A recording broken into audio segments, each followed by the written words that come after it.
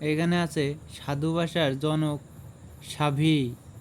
আমি কি বলতে পারি সাধু ভাষার জনক ঈশ্বরচন্দ্র বিদ্যাসাগর? সাভি সাধু ভাষার জনক ঈশ্বরচন্দ্র বিদ্যাসাগর। বাংলা গদ্যের জনক বাগী। বাগী মানে কি? বাংলা গদ্যের জনক ঈশ্বরচন্দ্র বিদ্যাসাগর। ওকে। সাপ প্রথম ব্যবহার করেন রাথিরি, অর্থাৎ সাধু ভাষার পরিভাষা ব্যবহার করেন রাজা রামমোহন রায়। নারায়ণ পালের সহজ উপায়ে এটা বলতে পারি যে সাপ প্রথম ব্যবহার করেন রাও। এবং পরবর্তী প্রশ্নটি হলো চলিত ভাষা রীতির জনক কে?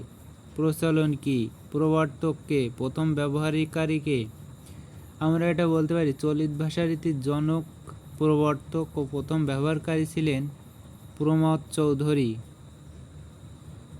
চলিত ভাষা প্রচলন হয় প্রথম সবুজপত্র পত্রিকায় 1914 সালে।